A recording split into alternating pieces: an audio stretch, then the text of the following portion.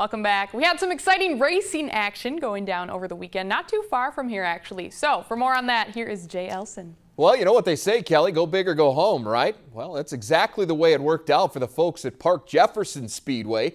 After 3 straight cancellations to start, the track finally opened its 22nd season late last week with one of the biggest events in its history.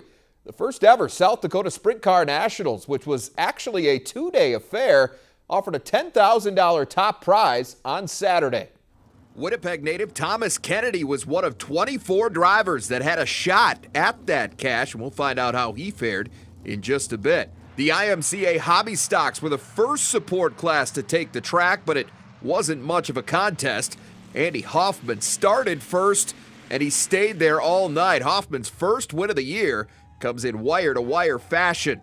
Cody Thompson had to work a little harder in the sport mods, emphasis on little. Friday's winner jumped 2 spots early, and it was smooth sailing from there. He goes on to complete a weekend sweep. The most competitive race of the night came in the A-Mod division.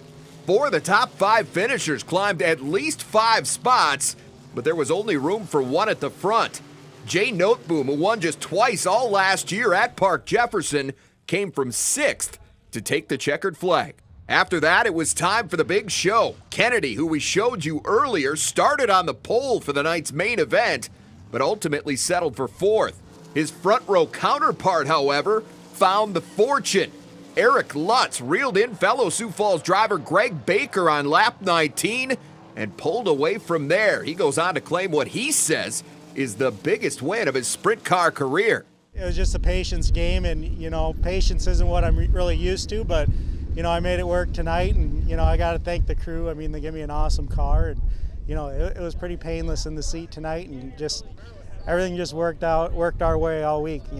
First night out, win a big race like this, it definitely jump starts the team, and hopefully we can continue this the rest of the year. One night later, nearby Raceway Park got its season started.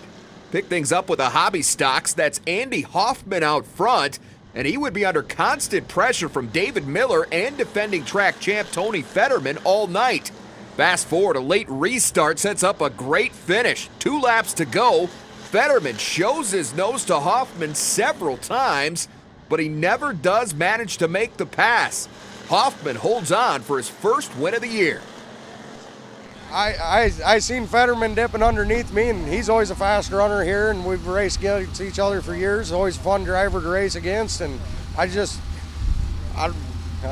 we pulled it off, and it was fun. So. The Tri-State late models were Sunday's main attraction, and they would not disappoint. Ben Suckup settled into the top spot early, and he would show the way for the first 9 circuits. 17 to go now, off a restart. Here comes Jordan Hyman. Rides the middle groove to power past Suckup. 9 trips later, Gary Brown Jr. knocks him back another spot. Brown did all he could to chase down the leader after that, but he ran out of time. Jordan Hyman goes on to park it at Raceway Park. No, I had no idea where they were at. And when you're out front, you're always hearing noises. I thought I heard a motor the whole race right next to me, but I was told otherwise. First time here, first time on anything near this small. It was a fun, racy little track. Had fun. All right, congratulations to all of this weekend's winner. We do have one programming note to pass along. That is that we are going to be providing racing updates for you here on Midco Sports Tonight over the next few weeks, ramping up our way to the return of Midco Motorsports. That show moving to Wednesday nights this summer, beginning with the season premiere on June 6th. Kelly, back to you. All right, thank you so much, Jay. Looking forward to it. Next on the show, we'll have highlights from the Western Conference Final of the USHL. See how the Fargo Force fared in Waterloo over the weekend when we come back.